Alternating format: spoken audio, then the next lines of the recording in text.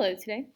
Hope you're all doing well. We have the Parliament limits the English monarchy. So this is starting to be the limits of monarchy, specifically in England, because they've had a long time of monarchs that don't always listen.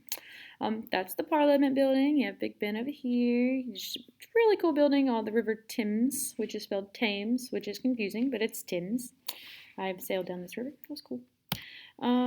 We have James I, who 1603 to 1625, and he becomes king when Elizabeth I dies. So Elizabeth I is a hard act to follow. She was very strong-willed. She was very determined.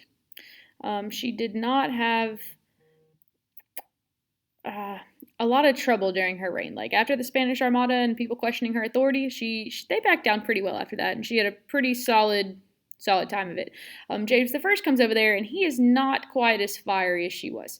He fights with Parliament over taxes and money. It's a lot of arguing and a lot of less just ruling and telling what he wants. He does found the Jamestown colony up in North America, so that's cool. And he does survive the gunpowder plot assassination attempt, which is probably the coolest thing about him. And that's actually not about him at all. It's about Guy Fawkes. If you've ever seen a Guy Fawkes mask, which probably more and more this year because of COVID, I see a lot of people wearing those. But V for Vendetta is a movie that you should watch for that, although I can't tell you to watch that because it has a horrible rating. But it's a really entertaining movie. It redoes the gunpowder plot, which is remember the 5th of November, gunpowder treason and plot. I know of no reason the gunpowder treason should ever be forgot. Yeah, because they were going to blow up Parliament. It was going to be awesome. Guy Fawkes was like, I'm sick of the government. Y'all don't listen to anything we say. You're just fighting over taxes and money, so how about we just end you and blow it up? So he, was going to send a train into Parliament and blow it up. And it was going to be, like, fireworks. But then it didn't happen because they caught him beforehand, so then he was executed. And then, a couple hundred years later, they made a whole movie about it. Yeah, and V for Vendetta. So that's the coolest thing about him. After him, we get Charles I. So James I rules, not a good ruler, not bad, not good, just is what it is. And in 1625 to 1649, Charles I takes over, and he again struggles with Parliament because nobody's listening to the absolute ruler. How dare they? And he signs the Petition of Rights to limit the right of kings and to try to get some reasonable out. He's like, I'm not an absolute ruler. I don't have to do these things. I can't tell you what to do. I can't just shut down Parliament. I can't just tell you all to go home. And then he did. So he signed it, and then he went completely against it. And after dissolving Parliament, a civil war against the armies of Parliament began. So apparently when you sign something, you make a contract. You can't break your contract. But he thought he was king.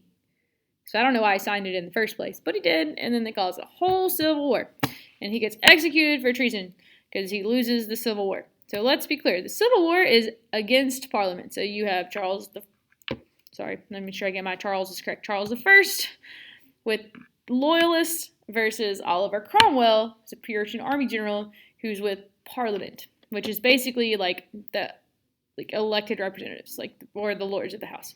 So he's a Puritan army general. He abolishes the monarchy when they win the Civil War, because they do. They have Charles I completely strung up, and public, which is the first time a monarch has ever been killed in public. So, good to know. Fun facts. He abolishes the monarchy. He rules as a military dictator. It's called the Lord Protector. So he is the Lord Protector of the Commonwealth of England. So it's called the Commonwealth because everybody should work together for a better England. We're not an empire. We're not a kingdom. We are a Commonwealth. Everybody will work for the good of the nations. And it is ruled by the Rump Parliament. It's just called the Rump Parliament. It's a Puritan reforms for the nation's morals. So the morals got a little crazy during Elizabeth's time.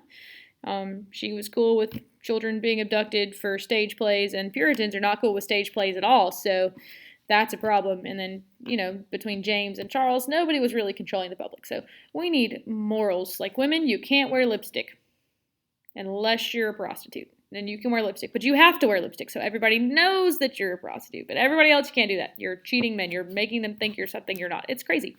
But he's Puritan. He can do those things.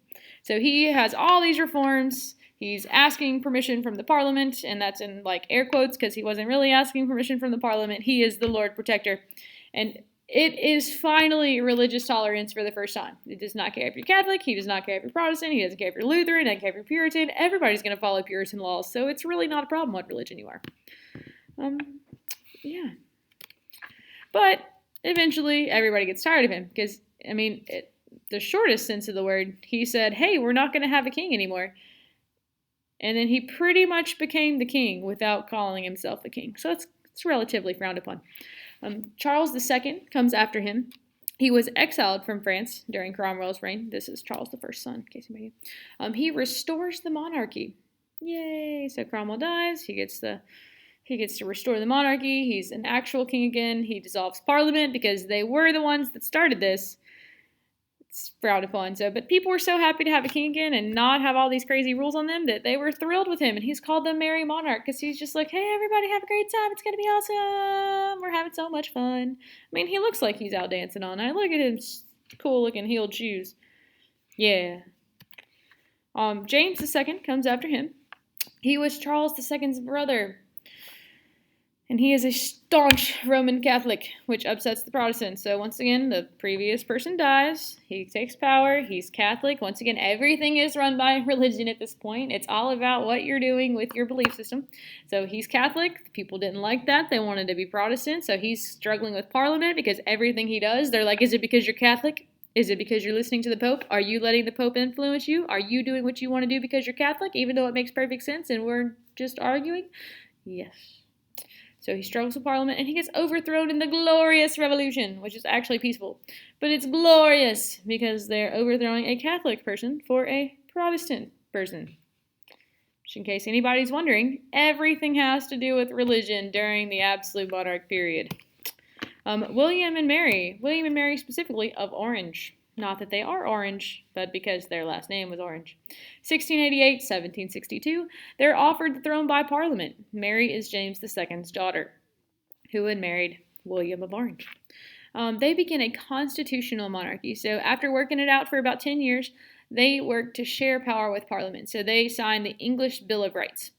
English Bill of Rights said the king and queen can't do these things, but they can do these things. Parliament can do these things, but they can't do these things. And it limited the power of both people. So the Parliament has limits, the king and queen have limits. This sounds oddly familiar, like it has something to do with our own constitution, which limits rights. It's very important. Limiting the power of the monarch. So this is kind of the beginning of monarchies fading away, or becoming constitutional monarchies, or becoming something else altogether. So the beginning of the end is here.